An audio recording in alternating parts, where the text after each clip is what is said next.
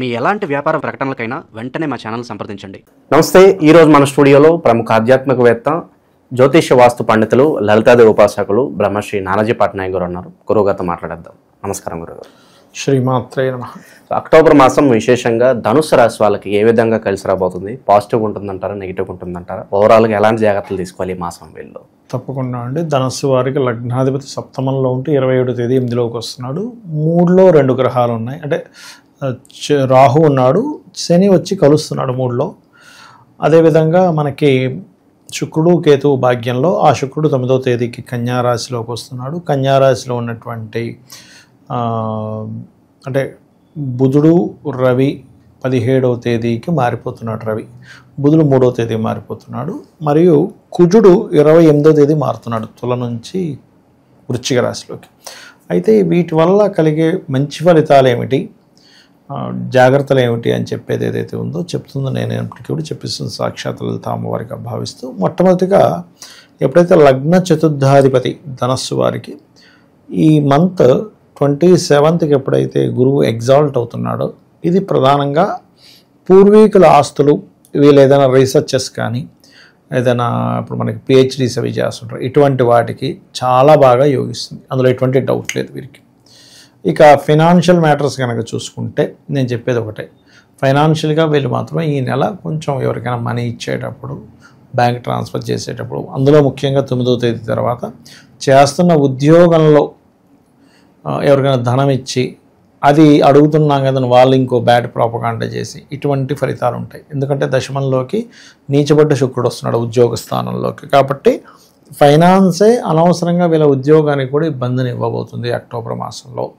కాబట్టి ఈ విషయాల్లో చాలా జాగ్రత్తగా ఉండాలి. వీళ్ళంత మట్టుకు కొంచెం ఫైనాన్స్ నిర్ణయాలు తీసుకునేటప్పుడు జాగ్రత్తగా ఉండాలి.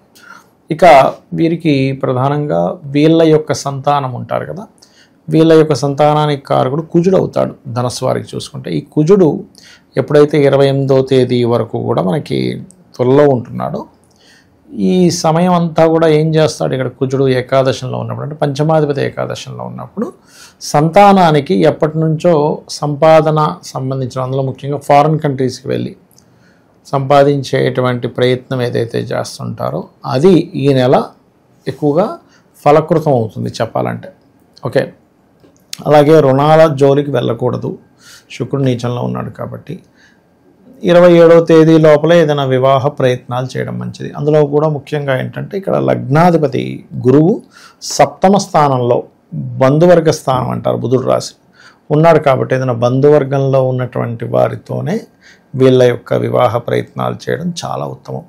కొంచెం హైయర్ ఎడ్యుకేషన్లో కొన్ని డిస్టర్బెన్సెస్ రావడము, తండ్రితో దూరంగా ఉండడం, ఇందులో ముఖ్యంగా వీరే కాకుండా వీళ్ళ తండ్రి గారు ముఖ్యంగా మొదటి 9 రోజులు అంటే అక్టోబర్ మాసం 9th వరకు కూడా ఆయన ఫైనాన్షియల్ మ్యాటర్స్ విషయంలో జాగ్రత్తగా ఉండాలనేటువంటిది బలంగా చూపిస్తుంది. ఇక వీరికి వ్యాపారస్తులకు కనుక చూసుకున్నట్లయితే వ్యాపారస్తులు కూడా ఇక్కడ అంటే కొంచెం ఎక్కువ పోటీగా అగ్రెసివ్గా కొన్ని ప్రయత్నాలు చేస్తుంటారు. అందులో కొంత సక్సెస్ కూడా ఉంది, లేదని కాదు. కాకపోతే ఎంతైనా వ్యాపార లాభాన్ని శుక్రుడిగా తీసుకుంటాం. సో శుక్రుడు నీచంలో ఉంటున్నాడు కాబట్టి కొంత జాగ్రత్త తీసుకుంటే సరిపోతుంది. ఇంకోటి ఏంటంటే వ్యాపార లాభాల విషయంలో కొంచెం ఈ గురువు ఎప్పుడైతే అష్టమంలోకి మారిపోతాడో, ఇక్కడ పార్ట్నర్షిప్స్లో చేసేటువంటి వారికి చిన్న చిన్న మనస్పర్ధలు వచ్చే ఛాన్సెస్ ఉన్నాయి వ్యాపారంలో చూసుకున్నట్లయితే. అయితే వ్యాపారంలో ఎటువంటి ఇబ్బంది కలగకుండా ఉండాలి అంటే కనుక ఓం ఇంద్రగోప పరిక్షిప్త స్మరతూనా భజంగికాయై నమః అనే మంత్రం చేసుకుని చాలా ఉత్తమం చెప్పాలంటే అది. అయితే వీళ్ళకి ఏంటంటే ఫైనాన్షియల్ గ్రోత్ అనేటువంటిది ముఖ్యంగా ఈ దుర్గాదేవిని, కాలభైరవుని తలుచుకోవడం వల్ల ఫైనాన్షియల్ గ్రోత్ ఉంటుంది. ఎప్పటి నుంచో అనుకున్నటువంటి డ్రీమ్ హౌస్ అంటారు, ఈ నెల ఆఖరి వారం నుంచి ఎక్కువ ప్రభావం చూపిస్తుంది. అంటే చాలాసార్లు కొంతమంది చూడండి, అడ్వాన్స్ ఇచ్చాం మళ్ళీ తెచ్చేసుకున్నామండి, వెళ్ళాం ఓకే అనుకున్నాం మళ్ళీ మాకు నచ్చలేదండి అంటూ ఉంటారు. అంటే మనం ఒక గృహం తీసుకోవాలంటే నాకు చాలామంది రియల్ ఎస్టేట్ పీపుల్ చెప్తుంటారు, సార్ అసలు మీకు చాలా ఈజీ అనిపిస్తుంది కానీ ఒక క్లయింట్కి ఒక ఇల్లు నచ్చాలన్నా, ఒక స్థలం నచ్చాలన్నా చాలా టైం పట్టేస్తుంది సార్, వాళ్ళ రిక్వైర్మెంట్ ఏంటో తెలియదు, వాళ్ళకు క్లారిటీ ఉండదు, ఇది అని చెప్తారు. ఎక్కడికో వెళ్ళేదో ఇల్లు చూస్తారు, అలాంటి ఇల్లు కావాలంటారు. అలాంటి ఇల్లు ఇంకోటి కట్టుకోవాలి కదండి, వాళ్ళంటే ఖాళీ స్థలం వేస్తే కట్టుకుంటారు కానీ అలాంటి ఇల్లు కొనుక్కోవాలంటే కష్టం కదా అని చెప్తూ ఉంటారు. ఇక్కడ ఏంటంటే ధనస్సు వారికి ఎప్పుడైతే లగ్న చతుర్థాధిపతి అష్టమంలోకి వెళ్ళి ఎగ్జాల్ట్ అవుతున్నాడో ఎండింగ్లో, ఈ మంత్ ఎండింగ్లో, కొంచెం మంత్ ఎండింగ్లో ఎక్కువ పాసిబిలిటీస్ ఉంటాయి. అది పూర్వీకుల ఆస్తుల విషయంలో ఉండే గొడవలు కానివ్వండి, వీళ్ళు ఏదైనా ప్రాపర్టీ తీసుకోవడానికి కానివ్వండి, ఏదైనా రీసెర్చ్ ఓరియంటెడ్గా వీళ్ళకి పేరు ప్రఖ్యాతలు రావడానికి కూడా ఎక్కువ ఛాన్సెస్ ఉంటాయి వీరికి. ఒక స్త్రీ వల్ల ధన నష్టం కానీ పరువు నష్టం కానీ ఇలాంటి పరిస్థితులు ఏమైనా సూచిస్తున్నాయి? స్త్రీ వల్ల ధన నష్టం కాదు, కానీ ఇక్కడ స్త్రీ వల్ల ఖచ్చితంగా వీరికి ఇప్పుడున్న పరిస్థితుల్లో కొంచెం ఉద్యోగ నష్టం ఉంటుందండి. ఎందుకంటే శుక్రుడు శ్రీకారకుడు, సహజంగానే ధనుర్లగ్నానికి శుక్రుడు పూర్వజన్మ కర్మని కారకుడు, సింగిల్ ప్లానెట్ అనమాట. కొన్ని రాసులకి మనకి డబల్ ప్లానెట్స్ ఉంటాయి. ధనస్సు లగ్నానికి మాత్రం ఒకటే ప్లానెట్, సింగిల్ ప్లానెట్ పూర్వజన్మ కర్మను మొత్తం ఇటు తిప్పుతుంది. అందుకే మీరు చూడండి, ధనుర్లగ్న పీపుల్ ఆఫ్టర్ మ్యారేజ్ తర్వాత కోటిలో ఒకరు గ్రో అయిపోతారు, వాళ్ళు గ్రో అయినట్టు ఎవరెవరు. అలాగే శుక్రుడు ఫలితాలు వస్తున్నా, శుక్రుడు బాగోపోయినా ఆఫ్టర్ మ్యారేజ్ తర్వాత వాడికి సినిమా కనబడుతుంది. అది స్త్రీ కావాలని పురుషుడు కానివ్వండి, ఆడపిల్ల అక్కర్లేదు, అక్కడ పురుషుడికి అవ్వాలని రూల్ లేదు, స్త్రీకి అయినా సరే సినిమా చూపిస్తుంది. అందుకని శుక్రుడిని చాలా కేర్గా తీసుకోవాలి. అందుకని వీళ్ళకి మ్యాక్సిమం వివాహం చేసేటప్పుడు చాలా జాగ్రత్తలు తీసుకోండి. శుక్రవారాలు తొందరపడి వివాహం చేయకండి చెప్తారు ధనుర్లగ్నం వారికి. బికాజ్ ఆఫ్ శుక్ర నక్షత్రాల్లో చేసిన, శుక్రవారాలు చేసిన, శుక్రుడు పాడయ్యాడు, వివాహానికి కారకుడు కదా, ఇంకొంచెం బలం పెరుగుతుంది. మనం ఎప్పుడు కూడా మనం పెట్టే ముహూర్తానికి వారాన్ని కూడా చూసుకోవాలి. ఆ వార ప్రభావం ఉంటుందండి, హోరా ప్రభావం, వార ప్రభావం ఉంటుంది. కాబట్టి వివాహం విషయంలో వీళ్ళు చాలా జాగ్రత్తగానే ఉండాలి. ఇప్పుడు మీరు అడిగినట్టుగా స్త్రీ మూలకంగా ఇందాక నేను ఆల్రెడీ అన్నాను ఒక మాట, అప్పు ఇవ్వడం వల్ల ఉద్యోగంలో అనవసరంగా వాళ్ళే మనకి శత్రువులు అవుతారని ఇటువంటి ప్రభావం చూపిస్తుంది. కొత్త పరిచయాలు ఏమైనా ఉన్నా కూడా వాళ్ళతో ఎలా నడుచుకుంటే బాగుంటుంది అంటారు ఓవరాల్గా? కొత్త పరిచయాలు ఉన్నట్లయితే ఒకటేనండి, కొత్త పరిచయాలు అనేవి ఎక్కడ ఏర్పడతాయి ఏంటంటే, ఇప్పుడు వీళ్ళకి ఉన్న పరిస్థితుల్లో లా రిలేటెడ్, లా రంగాల్లో ఉండేటువంటి వారు, అంటే లీగల్ వీటిలో ఉంటారు కదా, వాళ్ళు ఫ్రెండ్షిప్స్ కొంచెం రిలేషన్స్లోకి, లివింగ్ రిలేషన్స్లోకి వెళ్ళే ఛాన్సెస్ ఎక్కువగా ఉంటాయి వీరికి చెప్పాలంటే. కాబట్టి ఈ శుక్రుడు ఎంతైనా నీచ పొందుతున్నాడు కాబట్టి అటువంటి వాటికి వీలైనంత మటుకు దూరంగా ఉండాలి. కానీ ఎంత దూరంగా ఉన్నా కానీ ఈ నెల వీళ్ళకి అటువంటి ఆపర్చునిటీస్ ఎక్కువగా వస్తాయి. బికాజ్ ఆఫ్ పంచమాధిపతి కుజుడు లాభంలో ఉంటున్నాడు, అది కూడా తులారాశి. అంటే ఒక కుజుడు వెళ్ళి శుక్రరాశుల్లో ఉన్నప్పుడు అది ఎటువంటి ఫలితాలు ఇస్తుందంటే అది ఒక రకమైన రిలేషన్లోకి తీసుకెళ్లే ఫలితాలు ఇస్తుంది. కాకపోతే ఇక్కడ లక్కీ ఏంటంటే ఏకాదశంలో ఉన్నాడు, అదే ద్వాదశంలో ఉంటే ఇంక తిరుగులేదు అక్కడ. కాబట్టి ఇది కొంచెం ఎంతైనా జాగ్రత్తగా చూసుకోవాల్సిన అంశమే. కాకపోతే ఈ బ్యూటీ రిలేటెడ్ ఇట్లాంటి బిజినెస్లకు మళ్ళీ యోగిస్తాడు అక్కడ ఉండే కుజుడు. చేతిలో ఆల్రెడీ ఉద్యోగం ఉన్న వాళ్ళు ఇంకొక ఆఫర్ వస్తే మారాలా వద్దా అనే సందేహాలు ఉంటారు. అటువంటి వాళ్ళు ఒక నిర్ణయం తీసుకోవడం బెటర్ అంటారు. నన్ను అడిగితే శుక్రుడు నీచి పొందుతున్నాడు కాబట్టి ఏదైనా మారాలనుకుంటే ఫస్ట్ వీక్లో మారిపోవడం మంచిదండి.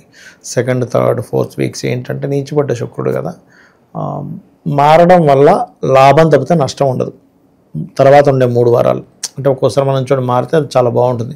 కొన్నిసార్లు మారి అయ్యో ఈ ఆఫీస్లోకి ఎందుకు వచ్చాను, అక్కడే చాలా బాగుంది కదా, ఇక్కడ ఈ బాస్ ఏమో తినేస్తున్నాడు, కొలీగ్స్ సరిగ్గా లేరని ఇబ్బంది పడుతుంటారు.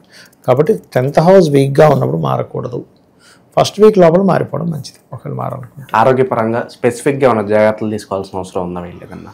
ఆరోగ్యపరంగా అంటే ఈ థైరాయిడ్ ఉంటుంది, కొంతమంది కిడ్నీ రిలేటెడ్ ఇష్యూస్ ఉంటుంటాయి, లేనట్లయితే కొంతమందికి సుఖ వ్యాధులు అంటూ ఉంటారు, స్కిన్ రిలేటెడ్, ఇలాంటివి కొంచెం చూసుకోవాలి. అటువంటి అనారోగ్య సమస్యలు రాకుండా ఉండాలంటే ఏదైనా వీళ్ళు భుజించేటప్పుడు క్రీం అచ్యుత అనంత గోవింద అనే మంత్రం చేసుకోవాలి. మరియు ఓం సర్వవ్యాధి ప్రశమని సర్వమృత్యు నివారిణి అగ్రగణ్య అచింత్య రూప కలికల్మషనాశిని నమః చేసుకుంటే సరిపోతుంది.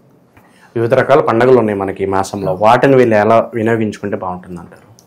ఒకటేనండి, మనకి దసరా వస్తుంది ఒకటి, దీపావళి 20వ తేదీ, దసరా 2వ తేదీ వస్తుంది. 2వ తేదీ వచ్చే దసరా రోజు కుంకుమార్చన చేయడం చాలా మంచిది వీరికి. ఎందుకంటే కుజుడు పంచమ స్థానాన్ని చూసుకుంటున్నాడు, సో ఇంకొంచెం స్ట్రాంగ్ అవుతాడు. స్ట్రాంగ్ అవడం వల్ల అనవసరమైన గొడవల్లోకి వెళ్లకుండా ఉంటాడు. ఇక దీపావళి నాడు కనుక చూసుకున్నట్లయితే హోమం చేయించుకోవడం మంచిది దీపావళి నాడు. ఎందుకంటే వీళ్ళకి శుక్రుడు నీచంలో ఎప్పుడైతే ఉన్నాడో, కన్యారాశిలో ఉన్నాడో, హోమం చేసుకోవడం, అలాగే శివుడికి దీపావళి నాడు బిల్వపత్రంతో అభిషేకం చేయడం మంచి ఫలితాలు ఇస్తుంది.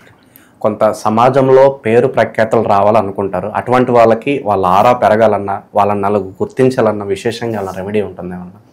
ఒకటేనండి, ఎప్పుడైనా మన ఆరా పెరగాలి అంటే ఏ రాశి వారైనా గుర్తుపెట్టుకోండి, సూర్య ఆరాధన చేయాలి. మీరు సూర్యుడిని రోజు గనక ప్రార్థించడం మొదలుపెట్టి అర్ఘ్యం వదులుతూ ఉంటే, ఆ రోజు మబ్బులు ఉన్నా కూడా, మేఘాలు అడ్డంగా ఉన్నా, మీరు అర్ఘ్యం వదిలినప్పుడు ప్రీతిగా ఆ మేఘాలు పక్కకి వెళ్ళి సూర్యుడు బయటకు వస్తారండి. ఐ ఎక్స్పీరియన్స్డ్ దట్ చాలామంది విషయంలో, నా విషయంలోనే కదా, చాలామంది విషయంలో. అందుకని ఆరా పెరిగే గ్రహము ఆత్మకారకుడు ఎవరు అంటే సూర్యభగవానుడు. సో సూర్యభగవాను యొక్క ఆరాధనే ఉత్తమం ఆరా పెరగడానికి. కానీ ఆరా పెరిగితే ఏమవుతుంది, అందరూ గుర్తిస్తారు, నేమ్ అండ్ ఫేమ్ వస్తుంది. నేమ్ అండ్ ఫేమ్కి ఎవరు కారకుడు, సూర్యభగవానుడు. కాబట్టి అది చేసుకోవాలి. ఓకే, ఓవరాల్గా ధనుసు రాశి వారి పరిస్థితి అక్టోబర్ మాసం ఏ విధంగా ఉండబోతుంది, ఎలాంటి జాగ్రత్తలు తీసుకోవాలి, చాలా బాగా వివరించారు. ధన్యవాదాలు. శ్రీమాత్రే నమః.